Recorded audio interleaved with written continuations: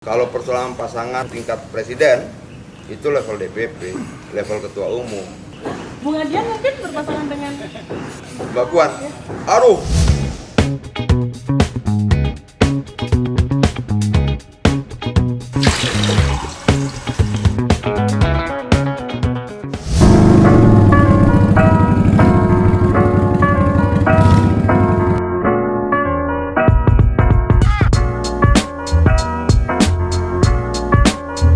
Di sini ada beberapa nama yang digadang-gadang menjadi salah satu calon presiden tahun 2024. Mungkin pandangan Bung Adian sebagai TV, sebagai anggota DPR dari PDIP seperti itu.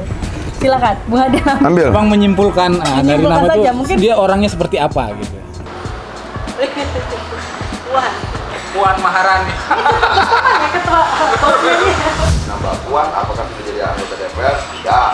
Apakah kemudian dia menjadi pemimpin partai, DPP partai? Sudah. Dia sudah jadi menteri? Sudah. Dia berpengalaman Organisasinya organ sudah POM. lengkap.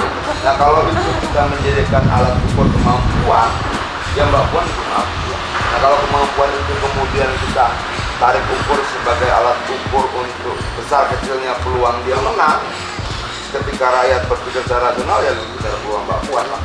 Kira-kira cocoknya berpasangan dengan siapa? Kalau persoalan pasangan tingkat presiden, itu level DPP, level ketua umum. Bung Adian mungkin berpasangan dengan Mbak Puan, aduh, janganlah, kita nih jujur saja, sudah sampai tahap pengen istirahat berpolitik. satu kata untuk Bung Puan. Satu kata, majulah. Lanjut ya, kita ngambil lagi, ada beberapa nama lagi di sini Bung, dipilih. Kira-kira mana sih menurut pandangan Bu Adian? Oh, boleh ditunjukin Prabowo di Zoom? Subianto. Prabowo Subianto. Kira-kira gimana Bu? Karena ini beneran Peluang ramai. beliau menurut Abang seperti apa? Peluangnya Dia selalu punya peluang tapi selalu kalah itu loh. gimana tuh Bung? Kalau untuk 2024 mungkin pesaingnya nggak sekuat Pak Jokowi. Tapi umur dia juga sudah semakin menua kan. Kan bangsa kita kan harus memilih pemimpin-pemimpin yang lebih muda untuk mempercayakan bangsa ini kepada yang muda. Nah, kalau Prabowo punya peluang ya punya. Survei berkata seperti itu, secara survei iya. Tapi kan peluang yang sudah didapatkan berkali-kali kalah. Kasih kesempatan sama yang lain, kenapa sih? Gitu kok doyan banget nyapres gitu loh. Kalau misalnya tiba-tiba DPP itu memutuskan Puan berpasangan dengan Prabowo. Kalau itu perintah partai, Iya. waduh, saya akan diskusi dengan partai panjang juga soal itu. Tapi itu Iya, menarik ya. Iya. Jadi ada Karena dua sekarang ini juga itu dua nama itu sudah kerap sering dipasangkan orang gitu. Tapi apa iya? Saya ini begitu yakin tuh. Apa enggak begitu ya? Banyak proses yang dilewati Mbak Puan dalam konteks membangun negara dengan masyarakat sipil yang tidak dilewati Prabowo. Kalau kita bicara kedekatan PDIP dengan Gerindra saat ini tuh kayaknya mesra sekali gitu Pak. Ukuran mesra dalam politik itu kayak apa ya? Contoh kecil itu bahwa Prabowo masuk Masuk jadi menteri kabinet Jokowi. masuk jadi eksekutif dalam tanda kutip atau katakanlah niat baik PDIP untuk merangkul. Kalau menteri kan hak prerogatif presiden, bukan hak prerogatif partai kalau menentukan menteri. Bukan, artinya kalau itu dijadikan sebagai ukuran kemesraan, mesra dengan siapa, mesra dan Jokowi. Kalau menurut saya bukan mesra dan Jokowi, kalah sama Jokowi ya. Gitu. Jadi kemudian diberikan tempat oleh Jokowi. Pemenang yang baik harus memberikan tempat buat yang kalah. Dan itu dilakukan sama Jokowi. Dilakukan. Tapi kalau kita lihat beberapa survei sampai saat ini masih menempatkan Prabowo itu elektabilitasnya tertinggi. Ngelawan siapa? Nah, nama-nama yang disebut itu antara lain Anies Baswedan. Memang melawan Jokowi kalah. Tapi dari nama-nama yang lain itu Mbak Puan itu masih di bawah juga. Anies, Ganjar. Yang lain masih di bawah Prabowo, dia nggak apa-apa. Bahwa dia punya peluang kan, memang dia punya peluang.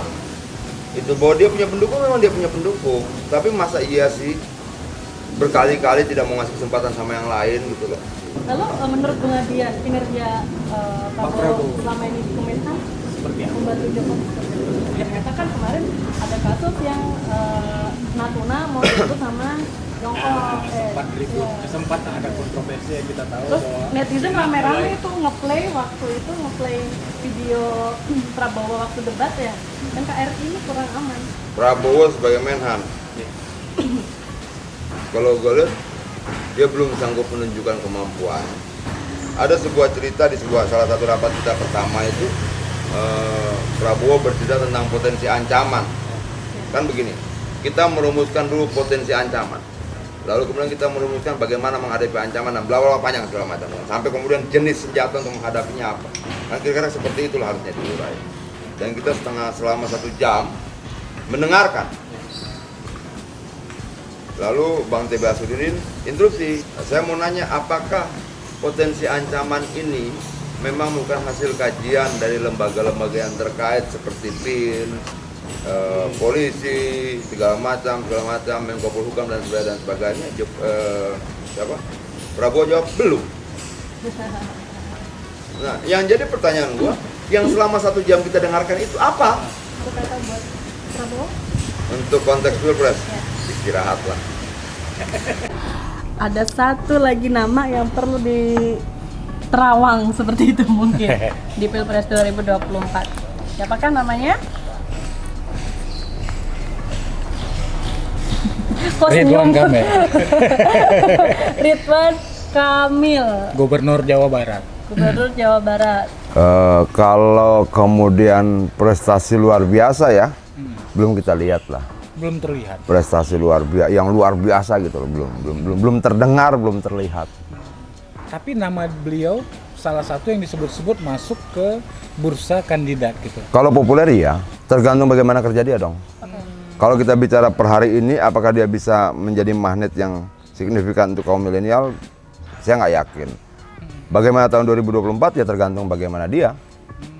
Bagaimana dia dalam 4 tahun ke depan. Ada hal menarik lagi soal Ridwan Kamil dan Jawa Barat gitu Bang. Bahwa Jawa Barat itu juga banyak dilanda banjir gitu. Seperti DKI Jakarta. Seperti DKI Jakarta. Kalau Abang melihat seperti apa Ridwan Kamil dalam mengelola banjir Jawa Barat? Beda ya kondisi geografisnya ya, Jawa Barat dengan Jakarta. Jakarta itu cuma 265 kelurahan kalau nggak salah. Dengan anggaran hampir 70 triliun ya. Nah Jawa Barat ini berapa ya kabupaten kotanya? Iya, banyak. Kedapil saya saja itu 420 kelurahan dan desa. Ridwan Kamil itu kan hobi banget pansos, dia tuh seperti itu main TikTok, terus juga aktif di Twitter. Dia kayak terlihat mencari perhatian seperti itu. Menurut Bung Adian gimana sih? Lebay nggak sih menurut Abang itu? Ya, dalam politik ya kalau kita mau mendongkrak popularitas dengan cara seperti itu ya, apakah itu boleh? Ya boleh-boleh saja. Apa itu yang menurut saya salah satu kelebihan Mbak Puan, dia nggak begitu. Itu loh, nggak capek-capek, nggak. Dan menurut saya itu salah satu daya tarik tersendiri loh. Dia kerja aja gitu loh. Sepenting apakah politikus itu Dengan media sosial, berinteraksi di media sosial, melakukan apa yang dikerjakan ke media sosial? Ya gini loh, bagaimana cara kita mengukur ambisi seseorang? Ya kita lihat dari bagaimana dia mengejar itu loh. Kalau Mbak Puan saya lihat santai aja tuh, nggak ambisius seperti gitu lah. Wah pansos segala macam nggak ada. pernah melakukan itu. Iya maksudnya. Nah itu salah satu nilai lebih gitu. Kenapa di media sosial ini kan siapapun bisa menjadi apapun sebenarnya ya. Iya benar. Itu loh. Dan belum tentu itu memang merupakan jati diri aslinya. Itu. Kalau menurut Abang, panggung politik 2024, Pilpres 2024, apakah seterjal 2019 kemarin? Bisa lebih keras kali ya. Bisa lebih keras? Lebih keras. Apa yang buat Abang bisa menyimpulkan seperti itu?